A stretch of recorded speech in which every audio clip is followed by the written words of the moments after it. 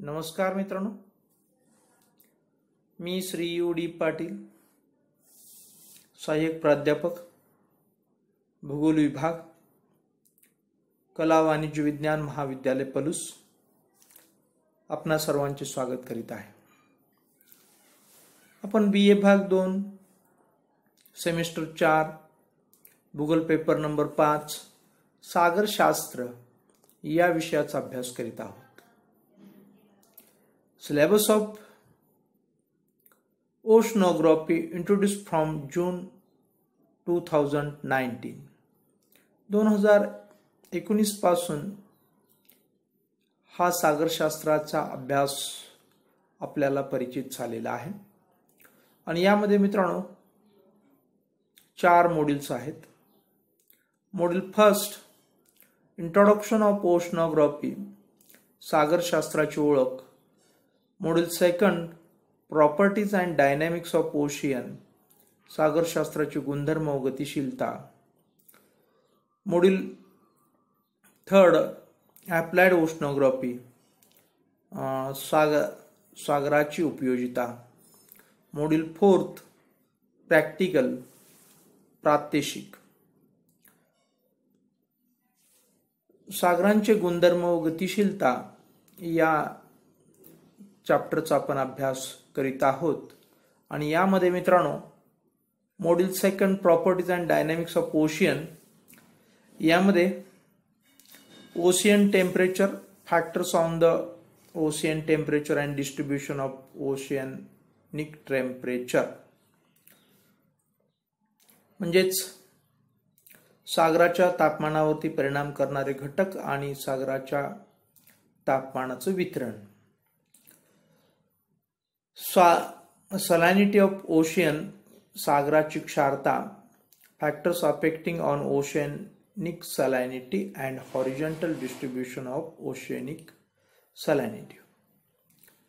सागराच्या वितरणावरती, सागराच्या क्षारतेच्या वितरणावरती परिणाम करणारे घटक आणि सागराच्या क्षारतेचं आडवं वितरण हे आपल्याला अभ्यासायचं आहे। ओशनिक करंट्स, सागरी प्रवाहामध्ये मित्रांनो टाइप्स ऑफ ओशनिक करंट्स, समुद्र प्रवाह किंवा सागरी प्रवाहाचे प्रकार।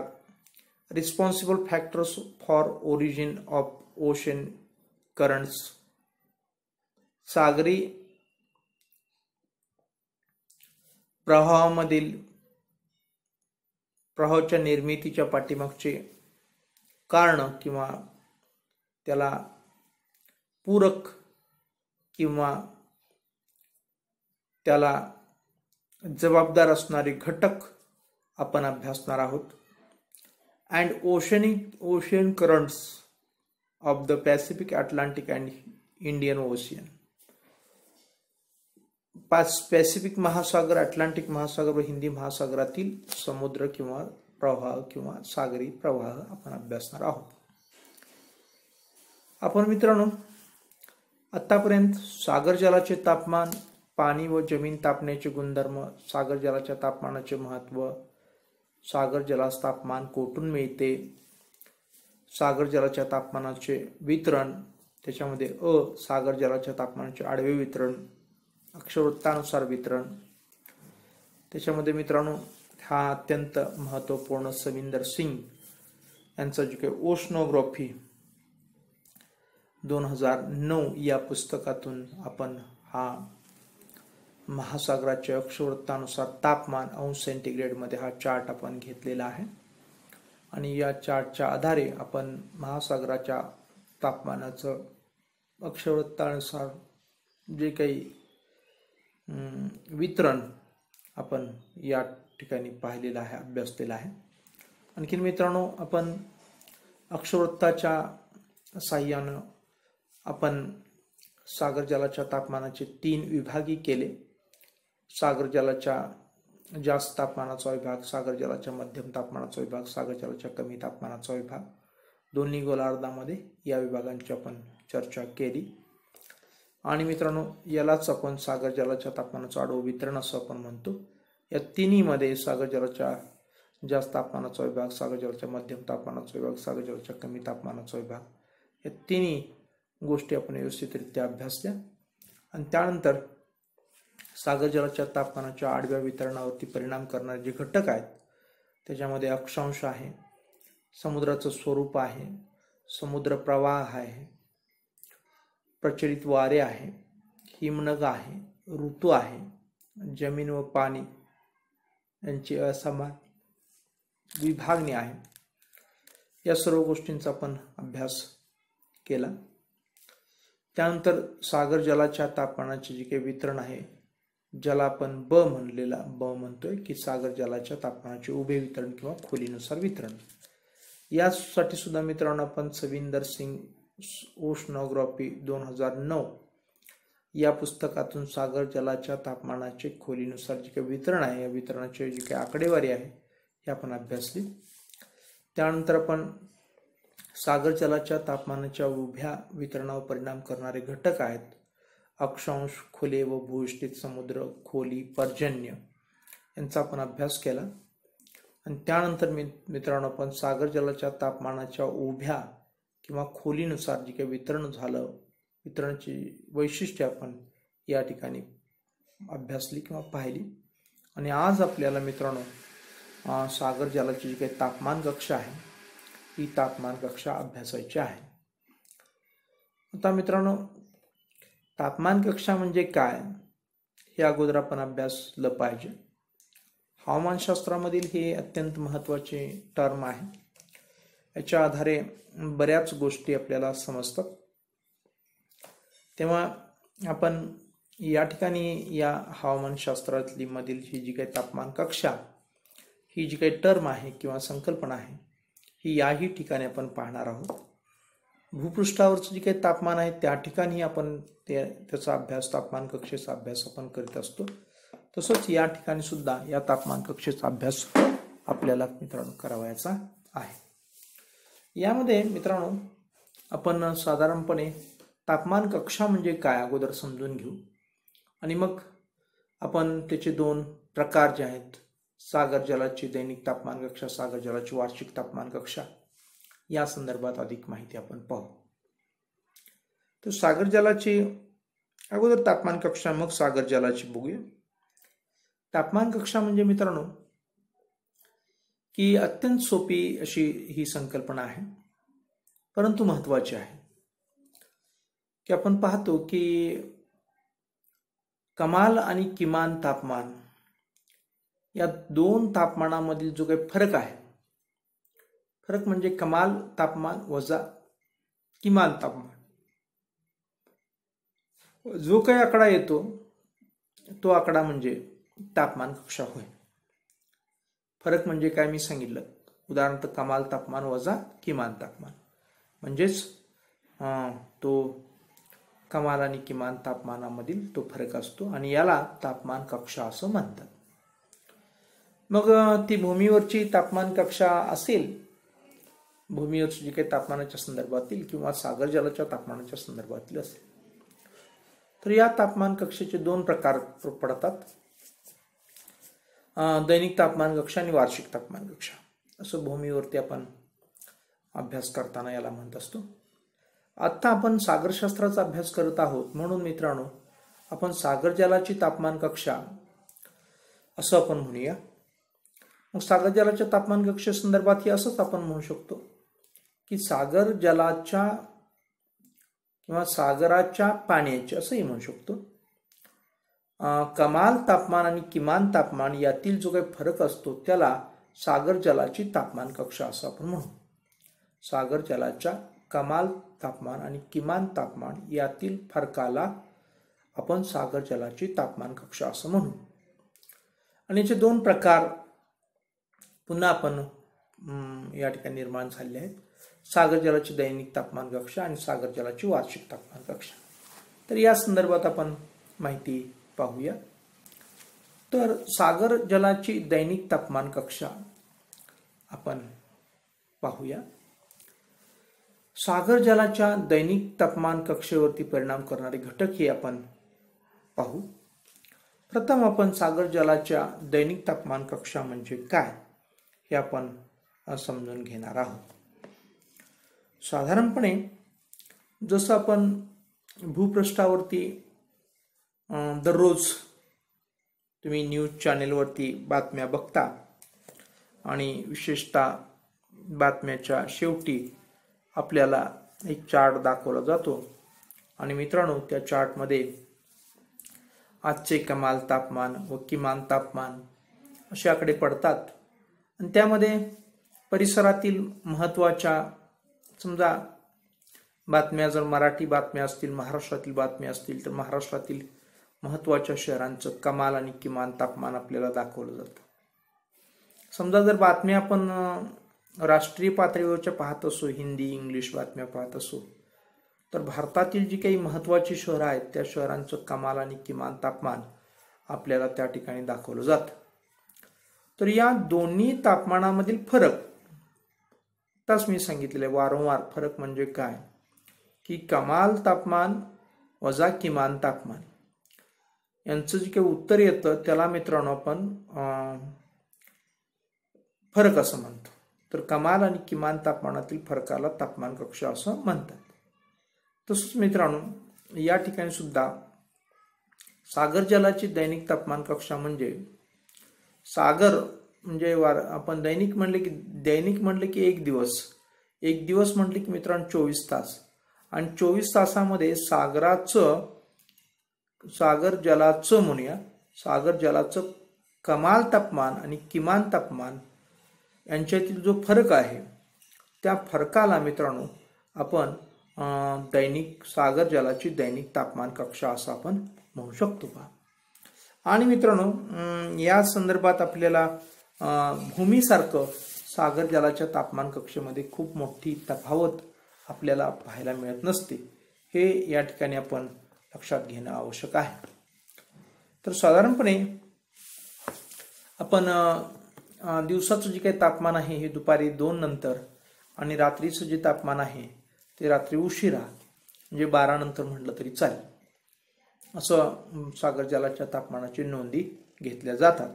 मग त्यावेळेस आपल्याला म्हणजे 2 नंतरच का घ्यायचं, तर आपल्याला हेही माहित आहे की पाणी मित्रांनो उशिरा तापतं। मग कमाल आपल्याला जो काही पाण्याचा जो काही तापमानाचा बिंदू आहे तो आपल्याला दुपारनंतरच भेटणार आहे, म्हणून आपण 2 नंतर आपण म्हणूया। अर्थात आपण वारंवार या ठिकाणी सागर जलाच्या तापमानाच्या नोंदी ह्या घ्यायच्याच असतात, मग प्रत्येक तासाला नोंदी घ्यायच्या असतात आणि त्या नोंदी आपण ठेवतो। मग आपण असं म्हणूया की दिवसा जी काही कमाल सागर जलाचं तापमान आहे तो आपण आकडा उचलायचा, मग किती वाजता हा भाग त्या ठिकाणी गौण असेल, आणि रात्री जी काही आपण वारंवार तापमानाच्या नोंदी दर तासानं घेतो किंवा वारंवार घेतो असं म्हणूया, तर त्यापैकी जो कमाल तापमानाचा जो काही आकडा आहे तो आकडा आपण घ्यायचा आहे आणि त्यातील जो फरक म्हणजे कमाल वजा किमान तापमान सागर जलाचा, आणि जो फरक असतो तो फरक म्हणजेच मित्रांनो तापमान कक्षा असते, सागर जलाच्या दैनिक तापमान कक्षा असते। तरी आपण इथं भूपृष्ठाची तुलना करता आपण असं भूपृष्ठावरती म्हणतो की समुद्राच्या सानिध्यामध्ये आपल्याला भूपृष्ठावरची जी काही तापमान कक्षा आहे ही तापमान कक्षा कमी पाहायला मिळते, म्हणजे फरक हा कमी पाहायला मिळतो। आणि जसं मित्रांनो आपण भूपृष्ठापासून दूरवरती जाऊ म्हणजे खंडांतर्गत भागात जाऊ, तसं त्या ठिकाणी काय होतं की तापमान कक्षा खूप आपल्याला जास्त पाहायला मिळते। म्हणजे नेमकं काय घडतं की समुद्राच्या सानिध्यामुळे मित्रांनो जी काही सागराचं सानिध्य मिळाल्यामुळं आपण असं म्हणूया की जी काही समुद्र किनाऱ्यावरती कमाल आणि किमान तापमानात जास्त फरक असत नाही आणि म्हणून त्या ठिकाणी तापमान कक्षा ही कमी आपल्याला पाहायला मिळते। तर बरोबर या विरुद्ध घटना घडते। ती घटना काय असते की खंडांतर्गत भागामध्ये आपण जातो तेव्हा त्या ठिकाणी काय होतं, दिवसा कमाल तापमान असतं आणि रात्री अत्यंत किमान तापमान असतं, आणि या आकड्यामध्ये कमाल आणि किमान आकड्यामध्ये जो काही तफावत असते ही खूप मोठी असते। म्हणजेच कमाल वजा किमान तापमान आपण जर तिथं बघितलं तर तिथं तापमानपेक्षा जास्त असते।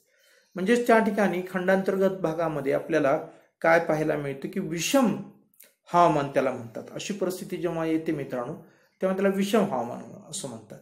आणि कमी तापमान कक्षा असते तेव्हा त्याला सम हवामान म्हणतात. तर खंडांतर्गत भागामध्ये तापमान कक्षेमध्ये जास्त फरक असल्यामुळं आपल्याला तिथं कमाल तापमान कक्षा म्हणजे तापमान कक्षातला जो फरक आहे तो जास्त पाहायला मिळतो कमाल आणि किमान मधला.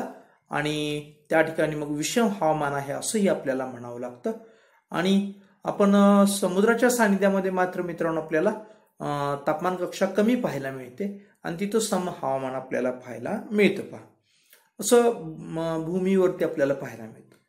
परंतु मित्रांनो याच्या बरोबर विरुद्धचा आपण विचार केला की सागरावरती नेमकी काय परिस्थिती असेल अशी उत्सुकता तुमच्या मनामध्ये निश्चितपणे ताणली गेली असेल. कारण मी त्याच्या अवतीभोवती फिरतोय, तुम्हाला वाटत असेल की मुद्दाम फिरतोय. नाही मित्रांनो, मी मुद्दाम नाही फिरत, परंतु आपण या सर्व गोष्टी खूप दिवसापूर्वी अभ्यासलेल्या असतील की भूमीवरचं दैनिक तापमान कक्षा किंवा आपण वार्षिक तापमान कक्षा, आणि त्या आपण कदाचित विसरून पण गेला असाल. तर त्याला एक उजाळा देण्याचं काम मी या ठिकाणी करतोय. आणि हा जो उजाळा आहे ना मित्रांनो, भूगोलशास्त्रामधला जो काही बेसिक नॉलेजचा उजाळा आहे ना, तो आपल्याला भविष्य काळामध्ये अत्यंत उपयुक्त ठरतो. कारण मित्रांनो जे काही आपण भविष्य काळामध्ये आपल्या करिअरच्या दृष्टिकोनातून जेव्हा तुम्ही वाटचाल कराल तेव्हा तुम्हाला निश्चितपणे असं चित्र दिसेल की आपल्याला जर करिअर करायचं असेल तर स्पर्धा परीक्षेतूनच त्याची करिअरची आपल्या दिशा मार्ग आपल्याला सापडेल. अन्यथा आपल्याला करिअर बनवताना खूप अडचणी येणार आहेत. आणि मग तुम्ही त्या वाटेनं जेव्हा जाल मित्रांनो तेव्हा तुम्हाला पुन्हा एकदा काय करावं लागतं, ज्यांनी आत्तापर्यंतचा चांगला अभ्यास केलेला नाही अशा सर्व मुलांना, आणि त्यांना स्पर्धा परीक्षा करायची आहे, अशा सर्व मुलांना मित्रांनो फाउंडेशन कोर्स करावा लागतो. आणि फाउंडेशन कोर्स म्हणजे बेसिक नॉलेज असतं, जे काही आपण शाळा किंवा ज्याला आपण उच्च माध्यमिक म्हणतो किंवा ज्युनियर कॉलेज म्हणतो, सिनियर कॉलेज म्हणतो, यातून जो काही आपण अभ्यास केला त्या अभ्यासाच्या आधारावरती हा सर्व फाउंडेशन कोर्स असतो. सर्व काही आपण शिकलेलं असतं. परंतु मित्रांनो आपण नेहमीच आपले जो काही ॲटिट्यूड किंवा जी वृत्ती आहे ही वृत्ती कशी असते आपली की विद्यार्थी अशी वृत्ती असत नाहीये, परीक्षार्थी अशी वृत्ती असते. म्हणजे परीक्षेसाठी आपण अभ्यास करतो. हे किती मार्काचं, ते किती मार्काचं, त्याला मार्क्स असतील तर आपण अभ्यासतो. आणि मग त्याचं चिंतन मनन वगैरे या गोष्टी पुढं मला उपयोगाला येतील ज्ञानार्जन म्हणून असा आपण अभ्यास करत नाहीये. विद्यार्थी म्हणून आपण अभ्यास करत नाही, आपण परीक्षार्थी म्हणून अभ्यास करतो. आणि म्हणून मित्रांनो मग हे सर्व आपण विसरून जातो. म्हणून मी या ठिकाणी उजाळा देण्याचं काम या निमित्तानं करतोय. आणि जर आपण खरेच विद्यार्थी असाल तर असा उजाळा तुम्ही स्वतःही आपल्या बुद्धीला देत राहता. आणि मग अशा प्रकारे फाउंडेशन कोर्सची काही आपल्याला गरज भासत नाहीये. जे विद्यार्थी असतात ते, आणि जे परीक्षार्थी असतात त्यांना मात्र मित्रांनो निश्चितपणे काय करावं लागतं की आपल्या बुद्धीला उजाळा देण्यासाठी या फाउंडेशन कोर्सचा आधार घ्यावा लागतो. तेव्हा पुन्हा या फाउंडेशन कोर्सकडं आपल्याला वळावं लागू नये म्हणून आपण भूगोलशास्त्रात जेव्हा संबंध येतो किंवा रेफरन्सेस येतात तेव्हा मी पाठीमागत जाऊन थोडासा संदर्भ किंवा रेफरन्स आपल्याला देण्याचा प्रयत्न करतो. तर याच मुद्द्याचा सुद्धा मी पाठीमागत जाऊन, म्हणजेच काही ज्याला तापमान कक्षा, दैनिक तापमान कक्षा, वार्षिक तापमान कक्षा जे भूमीशी संबंधित आहे आणि मग त्याच्याशी संबंधित असणारं विषम हवामान, सम हवामान, या सर्व गोष्टींची आपण चर्चा केली. आणि मग आता आपल्याला सागर जलाची दैनिक तापमान कक्षा म्हणजेही काय आपण पाहिली, त्याची व्याख्या पाहिली. आणि मग प्रत्यक्ष सागर जलाची दैनिक तापमान कशी असते याचा आपण थोडंसं विचार करू आणि मग पुढच्या मुद्द्याकडे आपण वळूया. साधारणपणे मित्रांनो आपल्याला असं चित्र पाहायला मिळतं की सागर जलाची जी काही तापमान कक्षा असते ना, त्या तापमान कक्षेमध्ये फारसा फरक आपल्याला पाहायला मिळत नाहीये. अगदी थोडा फरक असतो असं म्हटलं तर चालेल.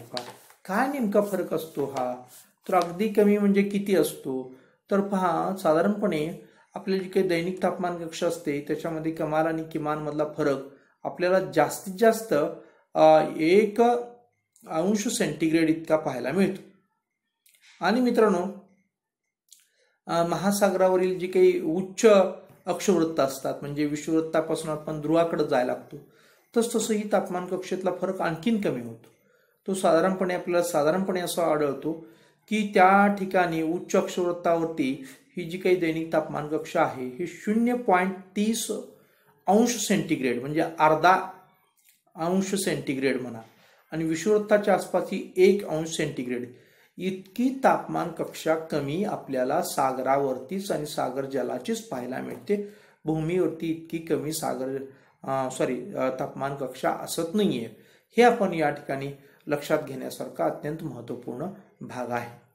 त्यानंतर पहा, सागर जलाच्या दैनिक तापमान कक्षेवरती परिणाम करणारे जे काही घटक आहेत त्यामध्ये आकाश स्थिती हा एक महत्वपूर्ण घटक असतो दैनिक तापमान कक्षेवरती. जर मित्रांनो आपल्याला आकाश निरभ्र असेल तर काय होतं, तर अधिक सूर्य किरण सागरावरती येऊन पोचतात आणि मग काय होतं की त्या ठिकाणी अधिक तापमान दिवसाचं त्या ठिकाणी आपल्याला पाहायला मिळतं. आणि मग अधिक तापमानामुळं त्या ठिकाणचं पाणीही अधिक तापतं. आणि त्या ठिकाणी मित्रांनो जेव्हा आकाश काय असतं, निरभ्र असतं, तेव्हा त्या ठिकाणची तापमान कक्षा जास्त असते. हे आपल्या लक्षात येते का? पहा, कमाल आणि किमान तापमानातील जो फरक असतो तो जास्त असतो. दिवसाचं तापमान थोडंसं जास्त, रात्रीचं थोडंसं कमी होतं आणि तापमान कक्षा थोडीशी काही आपल्याला जास्त पाहायला मिळतो किंवा फरक जास्त पाहायला मिळतो. या उलट मित्रांनो आकाश जेव्हा अभ्राच्छादित असल्यास दैनिक तापमान कक्षा ही कमी असते, म्हणजे सूर्यकिरण पोचतच नाहीयेत अशी परिस्थिती बऱ्याच वेळा असते सागरावरती. कारण का, आकाश हे काय असतं, ढगानं आच्छादलेलं असतं आणि त्यावेळेस मित्रांनो तापमान कक्षा ही काय असते, कमी असते. कारण तापमान सागर जलाचं वाढतच नाहीये असं चित्र आपल्याला पाहायला मिळतं. आणि तापमान कक्षा दिवसाची आणि रात्रीची जी काही असते कमाल आणि किमान त्याच्यामध्ये जो काही फरक असतो तो अत्यंत कमी असतो, म्हणून तापमान कक्षा कमी असं त्याला म्हटलं जातं. पहा, आकाश स्थितीनुसार अशा प्रकारचा सागर जलाच्या दैनिक तापमान कक्षेवरती परिणाम होतो. पहा, यानंतर मित्रांनो वाऱ्याची जी काही स्थिती असते ही वाऱ्याच्या स्थितीकडे आपण थोडंसं पाहायला पाहिजे. वाऱ्याची स्थिती सागर जलाच्या तापमानाचा नियंत्रक असल्याने वाऱ्याच्या वेगानुसार सागरी जलाची दैनिक तापमान कक्षा मित्रांनो ठरते. सागराच्या वेगानुसार सागरी पाण्याचे स्वरूप स्थिर किंवा अस्थिर बनते. मित्रांनो सागरी भागावरून वाहणारे वारे अधिक गतीने वाहत असतील तर मित्रांनो त्या ठिकाणी भिन्न गुणधर्माचे पाणी एकत्र मिसळण्यास मदत होते. तसेच संपर्काने उष्णतेचे वहन होऊन सागरी जलाचे तापमान कमी होण्यास मदत होते आणि परिणामी सागरी जलाच्या तापमानात वाढ किंवा घट फारशी न झाल्याने त्या ठिकाणी दैनिक तापमान कक्षा कमी आढळून येते असं चित्र आपल्याला पाहायला मिळतं. या उलट मित्रांनो जेव्हा सागर शांत असतो, वारं नसतं आणि पाण्याची हालचाल अत्यंत कमी होते त्यावेळेस जे चित्र असतं ते चित्र थोडंसं वेगळं असतं की त्या ठिकाणी जी काही तापमान कक्षा आहे पाणी स्थिर असल्यामुळं तापमानात थोडीशी वाढ होते आणि सागरी तापमान थोडंसं वाढतं आणि रात्री उष्णतेचं उत्सर्जन होऊन त्याच्यामध्ये घट आपल्याला पाहायला मिळते आणि परिणामी सागर जलाच्या दिवसाचे तापमान जास्त तर रात्रीचे तापमान कमी होऊन आपल्याला त्या ठिकाणी काय पाहायला मिळतं की दैनिक तापमान कक्षा जास्त आढळून येते. म्हणजे या ठिकाणी वाऱ्याची स्थिती हा मुद्दा सुद्धा आपण सागर जलाच्या दैनिक तापमान कक्षेवरती मित्रांनो परिणाम करतो हे आपल्याला या ठिकाणी लक्षात आलेलं आहे. थोडक्यात आपण निष्कर्ष असाही काढू शकतो की वारं असेल तर तापमान कक्षा कमी असते आणि वारं नसेल तर किंवा शांत असेल तर तापमान कक्षा जास्त असते असा निष्कर्ष आपण या ठिकाणी काढू शकतो. आणि त्यानंतर आहे सागर जलाची घनता. हा शेवटचा मुद्दा आहे की या सागर जलाच्या दैनिक तापमान कक्षेवरती परिणाम करणारा हा शेवटचा मुद्दा आहे असं आपण म्हणूया. तर यामध्ये मित्रांनो आपल्याला सागर जलाची काही भिन्न गुणधर्मापैकी एक महत्त्वाचा गुणधर्म म्हणजे सागराची क्षारता. आता सागराची क्षारता म्हणजे काय वगैरे वगैरे ह्या सर्व गोष्टी आपण यानंतर लगेचच पाहणार आहोत. त्यामुळे आत्ता आपण फारसं त्यावरती अधिक भाष्य करणार नाही. फक्त एवढंच आपण या ठिकाणी पाहणार आहोत की जी काही सागर जलाची घनता असते ती घनता आपल्याला जेव्हा अधिक असते, पाण्याच्या घनतेनुसार उष्णता वहनावरती मर्यादा येतात. खोलीनुसार घनतेचा परिणाम उष्णतेचे वहन सहजपणे होत नसल्याने सागर जलाच्या कमाल आणि किमान तापमानात फारसा फरक न झाल्याने सागर जलाचे तापमान स्थिर राहण्यास मदत होऊन दैनिक तापमान कक्षा कमी राहते. म्हणजे मित्रांनो या ठिकाणी आपण एक गोष्ट महत्त्वपूर्ण लक्षात घेतली पाहिजे की सागरी भूपृष्ठावरील जी काही घनतेपेक्षा जी काही खोलीनुसार किंवा त्या पृष्ठभागावरील घनतेपेक्षा सागरी जलाची आतमध्ये म्हणजे पृष्ठभागापेक्षा आतमध्ये म्हणजे खोल आपण जेव्हा जातो तेव्हा घनता अधिक असते आणि पाण्याच्या घनतेनुसार उष्णता वहनावरती मर्यादा येतात. हे आपण लक्षात घेतली पाहिजे. आणि खोलीनुसार घनतेचा परिणाम म्हणून उष्णतेचे वहन सहजपणे होत नसल्याने सागरी जलाच्या कमाल व किमान तापमानात फारसा फरक न झाल्याने सागरी जलाचे तापमान स्थिर राहण्यास मदत होऊन दैनिक तापमान कक्षा मित्रांनो कमी राहते. हे या ठिकाणी आपण लक्षात घेणं आवश्यक आहे. आणि यानंतर मित्रांनो आपला जो पुढचा मुद्दा आहे त्याचं नाव आहे सागर जलाची वार्षिक तापमान कक्षा. आता सागर जलाच्या वार्षिक तापमान कक्षेवरती परिणाम करणारे जे घटक आहेत ते हे पाहण्यापूर्वी आपण वार्षिक तापमान कक्षा म्हणजे काय आपण बघूया. की आपण वर्षभरातील म्हणूया किंवा असंही म्हणू शकतो की उन्हाळ्यातील सर्वाधिक सागर जलाचं तापमान आणि हिवाळ्यातील सर्वात कमी सागर जलाचं तापमान यामधील जो काही फरक आहे त्या फरकाला आपण वार्षिक तापमान कक्षा सागर जलाची वार्षिक तापमान कक्षा असं आपण म्हणू शकतो. पहा, उत्तर गोलार्धात सागर जलाचे वार्षिक कमाल तापमान ऑगस्टमध्ये नोंदवले जाते आणि वार्षिक किमान तापमान फेब्रुवारी महिन्यात नोंदवले जाते. तर मित्रांनो दक्षिण गोलार्धात जानेवारी व जुलै महिन्यात अनुक्रमे कमाल व किमान तापमान नोंदवलेले आपल्याला पाहायला मिळते. पहा, आणि यानुसार त्या ठिकाणी आपल्याला तापमान कक्षा पाहायला मिळते. पहा, तर आपल्याला या जे काही कमाल आणि किमान तापमानाच्या जे काही नोंदी आहेत सागर जलाच्या वर्षभरातील यावरून आपल्याला सागर जलाची वार्षिक तापमान कक्षा आपल्याला पाहायला मिळते. पहा, आणि साधारणपणे सागर जलाची सरासरी वार्षिक तापमान कक्षा ही मित्रांनो 12 अंश सेंटीग्रेड आढळते. अर्थातच मित्रांनो ही सर्व ठिकाणी काही सारखी आढळते असं नाहीये. वेगवेगळ्या ठिकाणी वेगवेगळ्या प्रकारे ही वार्षिक तापमान कक्षा आपल्याला प्रदेशानुसार भिन्न भिन्न पाहायला मिळते. खुल्या सागराची वार्षिक तापमान कक्षा बंदिस्त सागरापेक्षा कमी राहते मित्रांनो. हे आपण या ठिकाणी लक्षात घेतलं पाहिजे. तसंच महासागराचे क्षेत्रफळ जितके जास्त तितकी वार्षिक तापमान कक्षा मित्रांनो कमी आपल्याला पाहायला मिळते. आणि या उलट क्षेत्रफळ कमी असणाऱ्या सागराची वार्षिक तापमान कक्षा जास्त राहते. अटलांटिक महासागराची वार्षिक तापमान कक्षा पॅसिफिक महासागरापेक्षा जास्त असते.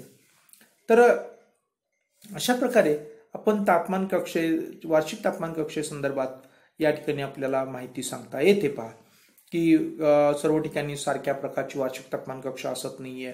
खुल्या महासागरातील वार्षिक तापमान कक्षा वेगळी असते, बंदिस्त महासागरातील वार्षिक तापमान कक्षा वेगळी असते, मोठ्या महासागरातील वार्षिक तापमान कक्षा असते, तर कमी क्षेत्रफळाच्या महासागरामध्ये वार्षिक तापमान कक्षा वेगळी असते.